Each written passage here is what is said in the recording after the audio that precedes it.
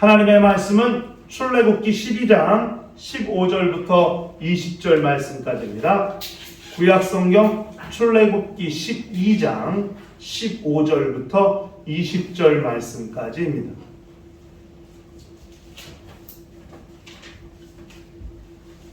찾으셨으면 또 한 절 한 절씩 교독을 하십시다. 출애굽기 12장 15절부터 20절 말씀까지입니다.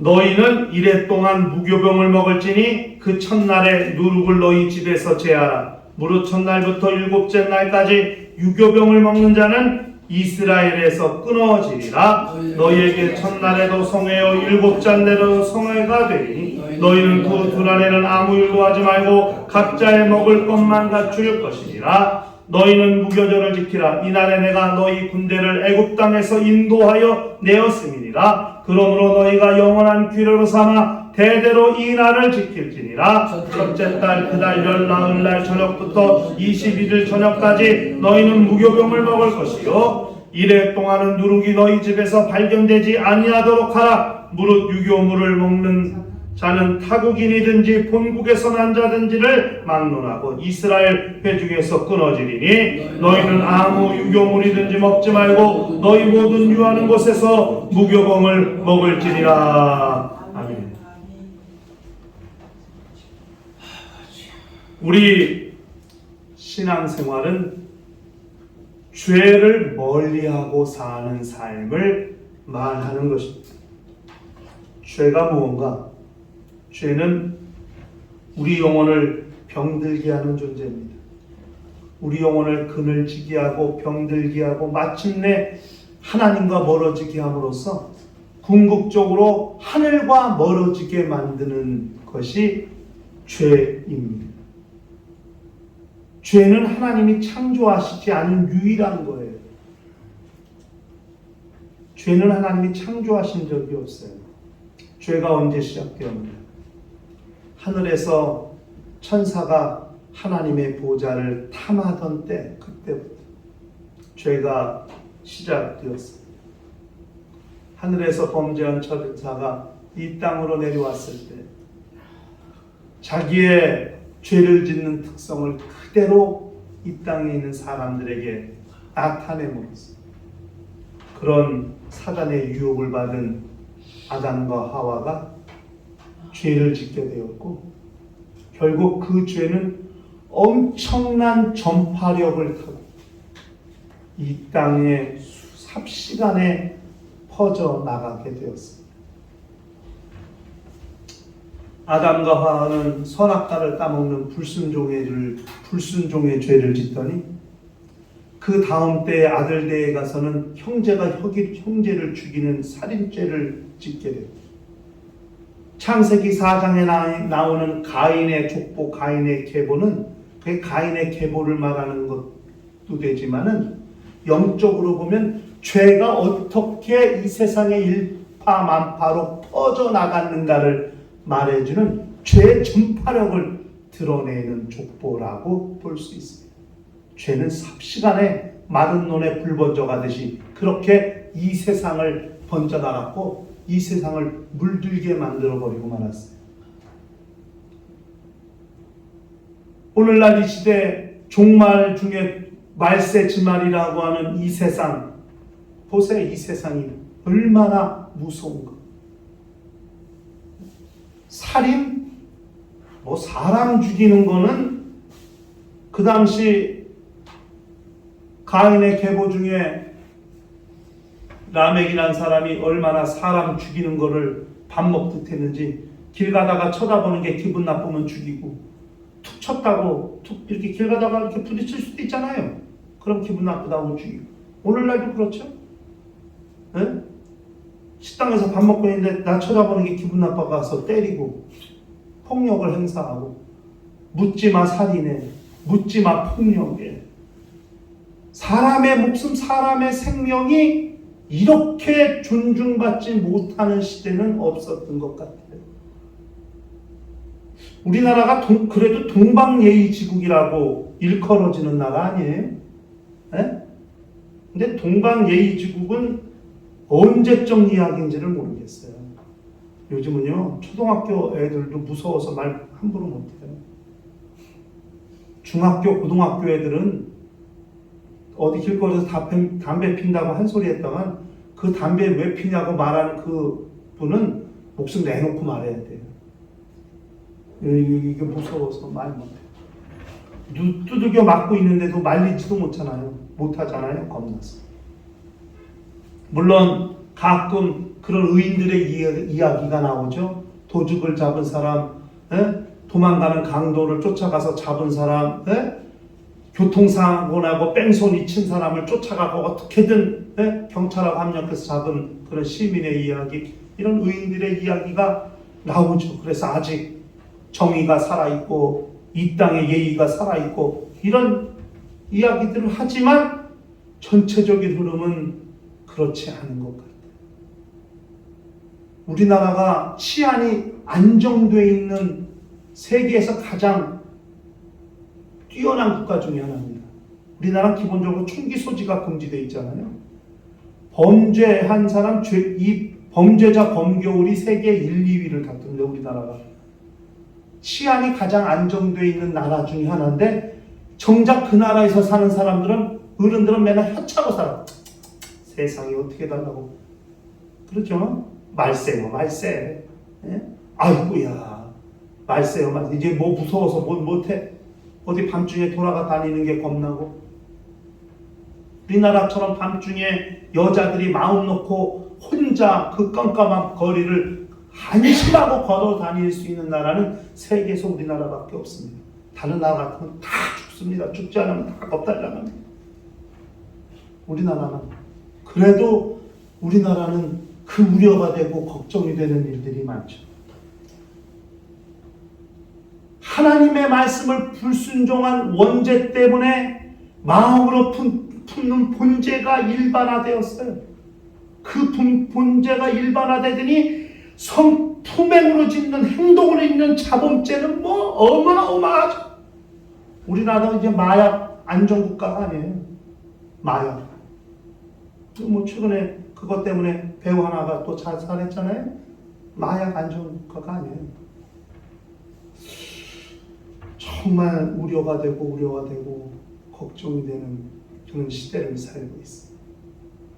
이렇게 죄가 관영해진 이 세상. 요즘 촉탁범죄라고 14살 이하, 13살 이런 초등학생들이 강간을 하고 초생학생들이 살인을 하고 초등학생들이. 근데 죄를 물을 수 있는 길이 없어요. 왜? 죄를 물을 수 있는 나이가 되지 않았거든요. 그래서 촉탁범의 나이를 낮춰야 된다는 이야기가 계속 나오고 있죠. 어이가 없어요. 13살짜리가 그 유부녀 성폭행한 사건이 며칠 전에 나왔잖아요. 어이가 없더라고요. 그런데 죄를 죄라고 느끼지를 못해. 얼마나 뻔뻔하고 얼마나 당당한지 참 대단히 우려가 되죠. 우리나라가 지금 인구가 줄고 있어요. 내년도에 초등학교 1학년 입학생이 사상 처음으로 40만 명 아래로 줄대요. 40만 명 아래로 줄은 적이 없대요. 근데 이것이 2030년이 넘어가면 30만 명대로 준대요. 2070년이 되면 우리나라 3분의 1이 없어 인구. 우리나라 인구가 3천만 명으로 줄어요. 이렇게 애도 안 낳는데 얼마나 안타까운 얘기하니까 또 속상한 얘기 하나 해요. 엄마 아빠가 이사갈 집 가서 청소한다고 5살짜리 남자아이를 집에다 두고 가는데 그 빌라에 불이 나서 애가 죽었어. 5살짜리 남자아이가 불에 탔어. 울산에서. 애를 낳는 것도 시원찮은데 난 애를 그냥 너무 속상하더라고. 아까 뉴스 보는 너무 안타깝고 왜 문제가 있어. 5살짜리 이사갈 집 가서 청소하고 온다고 애를 잠깐 두고 청소한다고 가는데 그 사이에 불이 나서 3층에 살던 여자는 뛰어내려가지고 다치고. 참 안타까운 일인데 중요한 건 죄는 세상에 관영해지고 있다. 이렇게 죄가 세상에 관영해지고 정말 이제는 세상이 무서워서 하고 싶은 일을 마음대로 하지 못하는 이런 세상. 요즘은요, 사장이 알바 무서워서 알바한테 말을 잘 못해요. 이게 뭐가 좀 주객이 바뀌어도 엄청 바뀐 세상을 삽니다만, 이런 세상 가운데 과연 우리는 어떻게 이 세상을 대처하고 이 세상을 살아갈 것인가? 오늘 우리가 읽은 이 본문 말씀은 정말 꼭 필요한 말씀이라고 생각이 듭니다. 특별히 새로운 한 해를 시작하는 데 있어서 우리를 거룩히 구별할 수 있는 아주 중요한 말씀이라고 생각이 되어서 이 말씀을 좀 설교 본문으로 삼았습니다. 이 본문 말씀은 무교절에 관한 말씀입니다. 무교절은 언제냐면 6월절이 지난 다음 날부터 일주일간을 지키는 것을 무교절이라고 해요. 그러니까 6월절은 출애굽하는 마지막 밤, 애굽에서 지낸 마지막 밤에 일어난 일이죠. 하나님께서 문설주와 임방에 양의 피를 바르게 하시고 아무도 집 밖으로 나오지 못하게 하셨어요. 그리고 집안에 있는 사람들은 고기를 불에 구워 먹고 쓴 나물을 먹고 무교봉을 먹고 신발을 신고 옷을 입고 지팡이를 들고 언제든지 집을 떠날 준비를 한 상태에서 급하게 먹을 수 있도록 하나님께서 그렇게 하셨죠. 그 밤에 애굽에서 난 장장 다 죽었어요. 동물할 것 없이 짐승의 새끼부터 사람의 자식, 첫 번째 소생은 다 죽었습니다.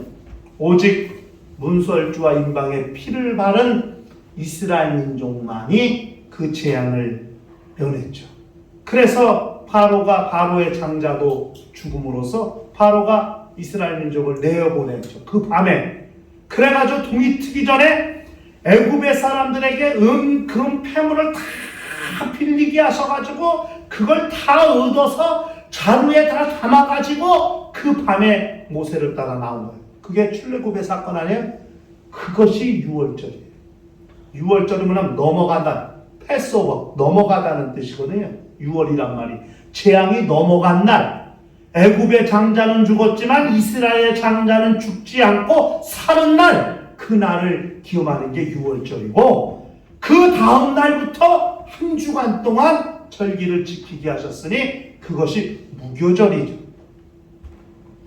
그러니까 6월절과 무교절을 합쳐서 무교절이라고도 해요.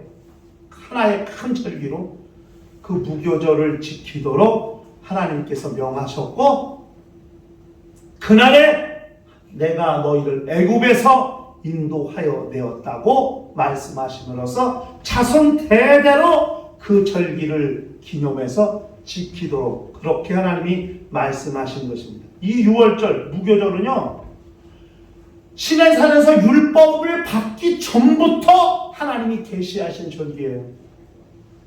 율법 받기 전부터 하나님께서 계시하신 절기가 무교절입니다. 이 무교절은 6월절로 그 달로 하나님이 1년의 첫 달이 되게 하셨거든요. 그 달로. 그래서 이스라엘 민족은 6월절이 있은 그 달을 1월로 삼는 거예요. 해의 첫 달이 되게 하신 거예요. 그렇기 때문에 6월절은 1년 중 가장 먼저 지키는 절기. 무교절은 1년 중 가장 먼저 이스라엘 민족이 절기로 지키는 절기가 무교절입니다. 이 무교절에는 하나님께서 꼭 하라고 말씀하신 내용이 3가지가 있어요. 그 3가지 것들을 우리가 확인하면서 새해가 되면 적어도 우리도 이와 같이 이스라엘 민족같이 이 시대를 사는 신앙인들도 반드시 이런 것들을 시작해야 한다는 것을 기억해 보면서 하나님의 말씀을 나누려고 합니다. 무교절에 하나님께서 말씀하신 첫 번째 건 뭐냐면 누룩을 없애라. 네 집에서 누룩을 없애라는 거예요. 그래서 이스라엘 민족은 이 무교절이기 전에 집안 샅샅이 청소를 해서 누룩을 다 없앱니다. 요만한 누룩도 집안에 있지 않도록 그렇게 청소를 다 해요. 누룩이 뭐냐? 가루를 부풀게 하는 게 누룩이죠. 영어로 이스트라고 그러죠. 반죽하면 반죽을 부풀게 하죠. 발효시킨다고 그러죠. 그게 누룩인데 그 누룩을 없애요. 누룩은 가루를 부풀게 하는 영향력을 가지고 있어요. 그래서 이 누룩은 죄를 상징하는 거거든요. 아까도 말씀드렸지만 죄가 얼마나 큰 영향력을 가지고 있어요. 한번 죄를 지으면요, 그것을 흉내내고 따르는 모방범죄가 어마어마하게 일어난다고 해요.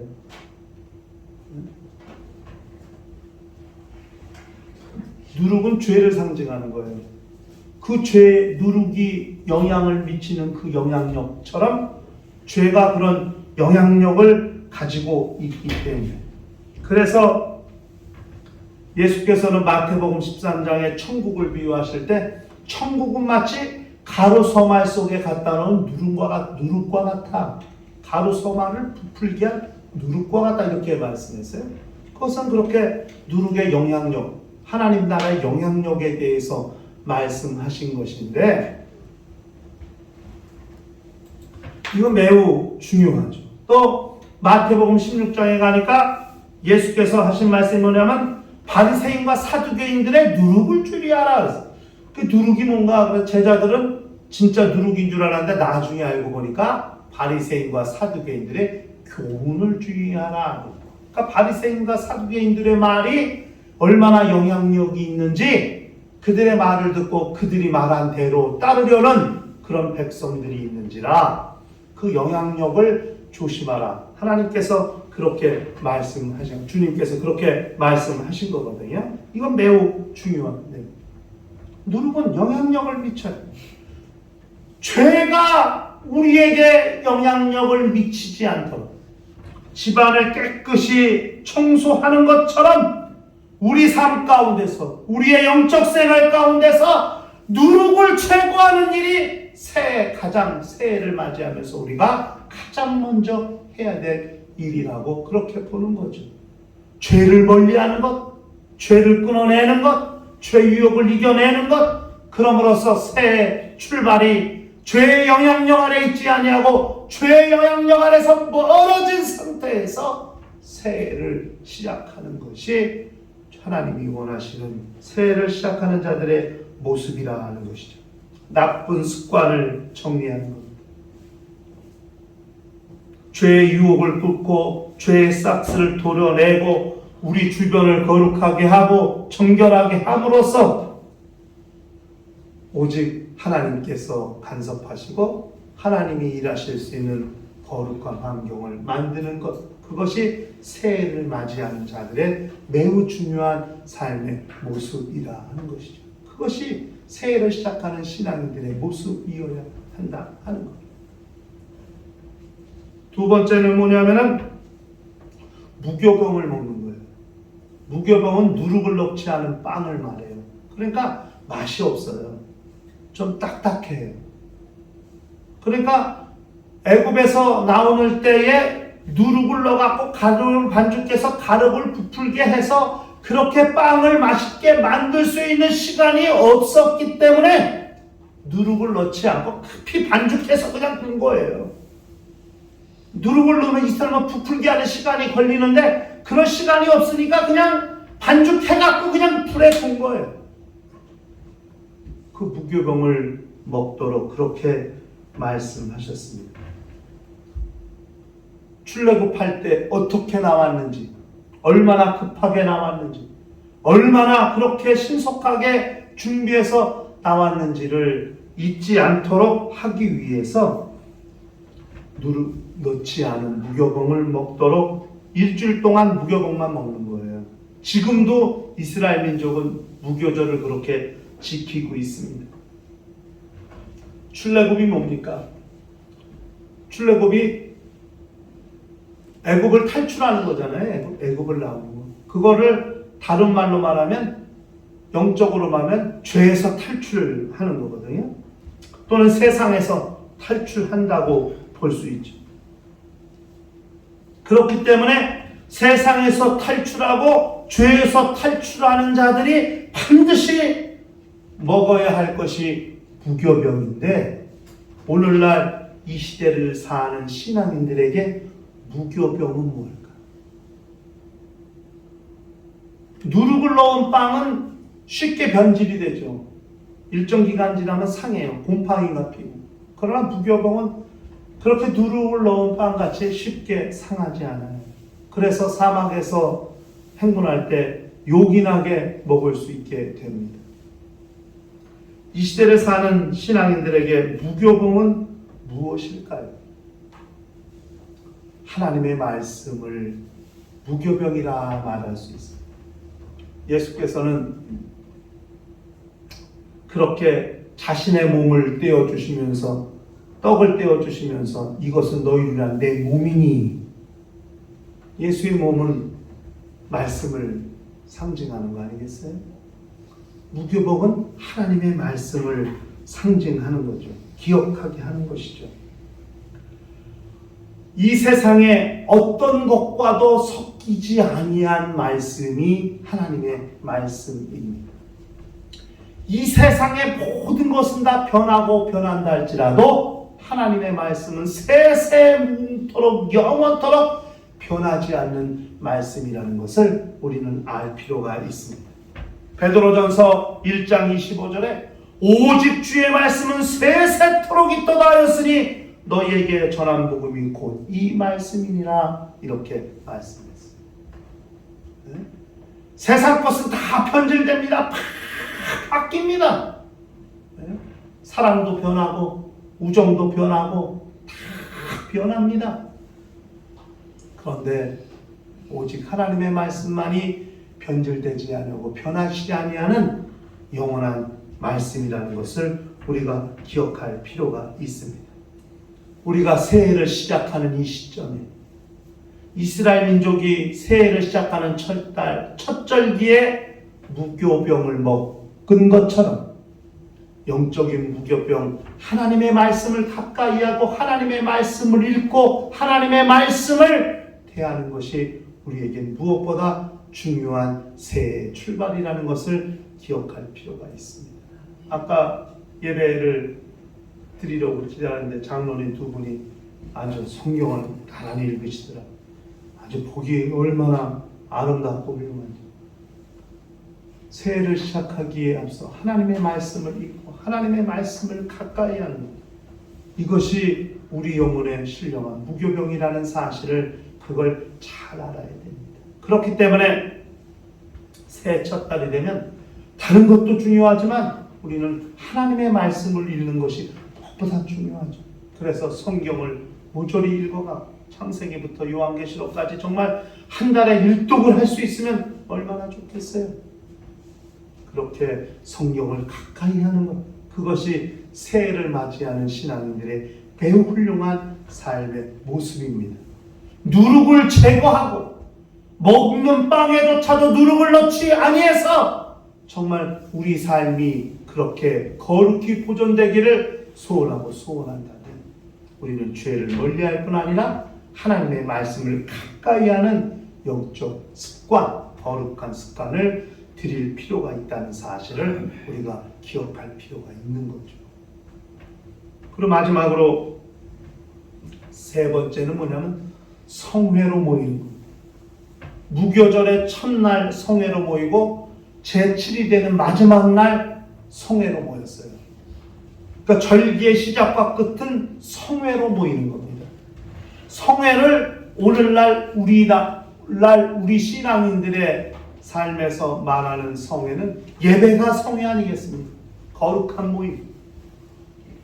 새해를 시작하는 시점에서 예배에 성공하고 예배에 집중하고 예배에 몰입하는 것은 어느 무엇보다도 중요한 신앙인들의 모습입니다. 철저히 꼭 반드시 예배에 나와서 하나님께 예배드리는 거룩한 신앙인의 모습을 가질 수 있다면 우리는 정말 훌륭한 신앙인이 될 수 있다 생각합니다.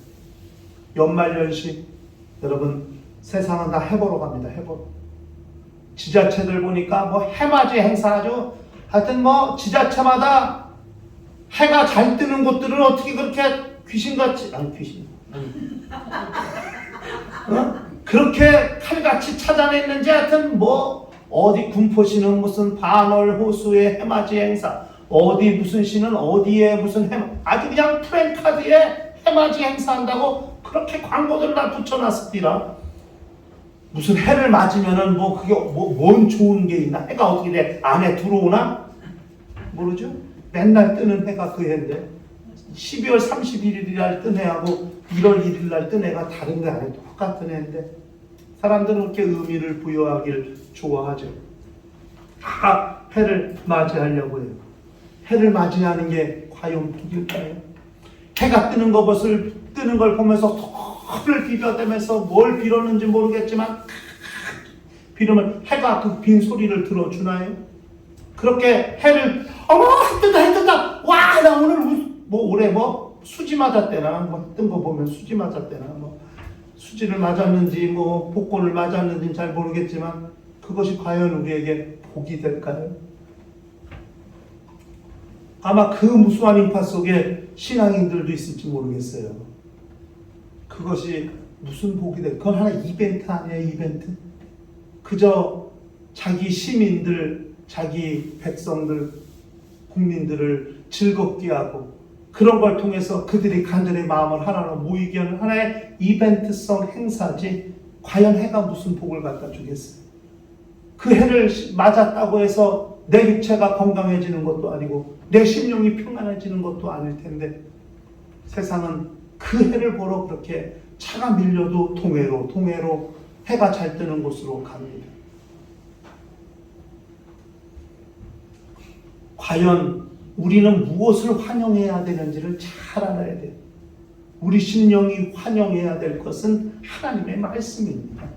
하나님의 말씀을 심령에 받으려고 하고 하나님의 말씀을 심령에 모시려고 해야지 해를 모시려고 하고 해를 맞으려고 한다고 해서 해가 내 안에 들어올 것 아니거든요. 하나님의 말씀을 모실 때 그 말씀이 내 안에서 부지런히 일하시고 부지런히 활동하는 것이에요.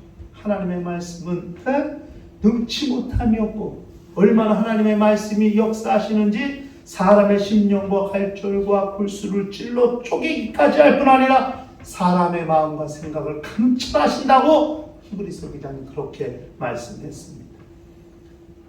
예배를 드리 그 예배를 통해서 내 믿음을 하나님 앞에 드러낼 뿐 아니라 하나님이 하시는 말씀을 심령에 받아 그 말씀으로 신비에 새기고 그 말씀으로 결단하고 그 말씀으로 우리의 삶을 관리하는 거룩한 습관을 가질 수 있을 때에 우리는 이 세상 가운데서 죄를 멀리할 힘이 생길 수 있어요. 여러분, 죄는요 믿음으로만 이길 수 있어요. 원수는 믿음으로만 이길 수 있어요. 근데 믿음은 어떻게 생기나? 오직 주의 말씀을 들어야 믿음이 되는 겁니다. 여러분, 제가 목요 기도회 때마다 통성기도하면 가장 첫 번째 멘트로 하는 게 뭐냐면 하나님의 말씀이 은혜가 되게 하시고 은혜가 된 말씀이 내 믿음이 되게 하여 주옵소서. 이걸 아주 첫 번째 기도 제목으로 외치는 거거든요. 하나님의 말씀을 들을 때 은혜를 받아야지 말씀을 듣긴 들었는데도 은혜가 안 되면 아무 소용이 없어요. 내 영혼과는 상관없는 말씀이 되는 거거든요. 그러나 말씀을 은혜로 받아야 그 은혜가 된 말씀이 내 믿음이 되는 거예요. 내 믿음을 세우는 것이고 내 믿음을 건설해가는 힘이 될 수 있는 거거든요. 그렇기 때문에 예배에 집중하는 이게 새해를 맞이하는 신앙인들의 매우 중요한 모습입니다. 절기의 시작과 끝을 예배로 시작해서 예배로 마무리하는 것이 절기를 성수하는 이스라엘 민족의 방법이었다면, 한 해의 신앙을 시작하고 마무리하는 성도들의 삶도 예배로 시작하고 예배로 마무리할 때에 우리는 건강하고 온전한 영적 생활을 감당할 수 있다고 생각합니다.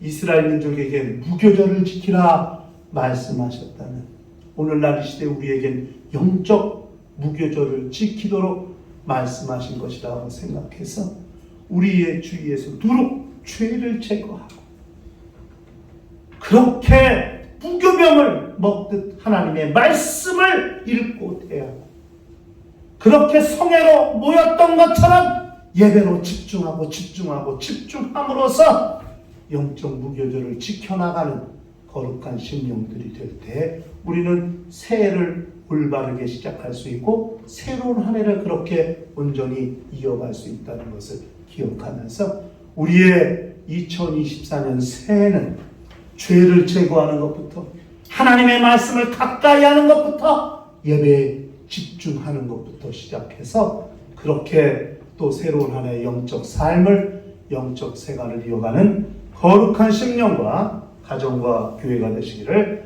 주의 이름으로 축원합니다. 이 시간 다 같이 통성으로 기도하실 때, 주여 내 주변의 죄를 제거하게 하시고 무교병인 하나님의 말씀을 섭취하게 하시고 성회로 모이라 하셨사오니 예배에 집중하고 모이는 거룩한 삶을 통해서 새 영적 생활을 시작하는 심령과 가정이 되게 하여 주시옵소서. 다 같이 통성으로 기도합니다. 하나님 아버지, 주께서 우리 모두를 기억하시고 인도하여 주시옵소서. 주의 영광이 충만하게 하시고 주의 은혜가 충만하게 도와주시며 우리 하나님께서 기억하시는 거룩한 역사가 충만할 수 있도록 인도하시고 역사하여 주시옵소서. 죄를 멀리하는 것이 새해 시작이 되게 하여 주시옵소서. 하나님의 말씀을 가까이 하는 것이 새해 시작이 되게 하여 주시옵소서. 예배로 집중하는 것이 새해 시작이 될 수 있도록 역사하여 주시며 주께서 운영하시는 거룩한 역사와 그 충모가 충만할 수 있도록 인도하시고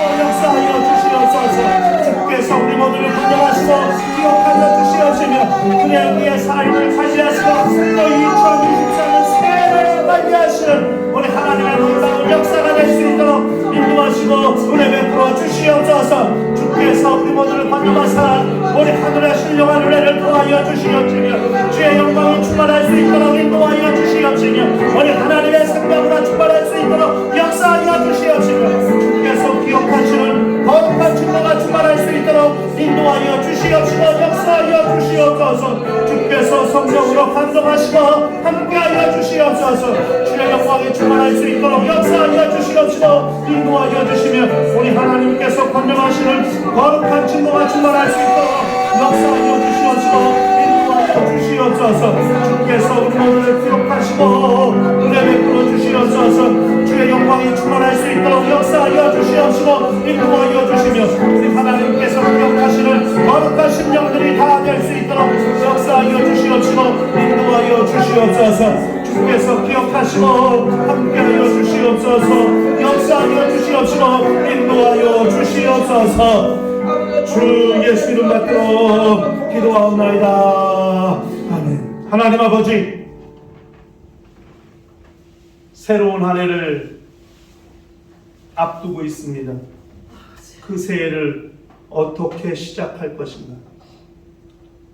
한 해의 절기의 시작을 무교절로 하게 하신 이스라엘 민족의 절기를 통해서 누룩을 제거하게 하시고 무교병을 먹게 하시고 성회로 모이게 하심으로써 새해 첫 번째 절기를 성수하게 하신 하나님의 말씀을 기억하며 우리도 새해를 죄를 멀리하는 것으로 영적 무교병인 주의 말씀을 가까이 하는 것으로 영적 성회인 예배에 집중하는 것으로 시작하게 하셔서 2024년에 한 해의 삶이 그렇게 하나님을 기쁘시게 하는 자기 영혼을 윤택케 하는 영적 생활로 이어갈 수 있는 거룩한 심령과 가정과 교회가 되게 하여 주시옵소서.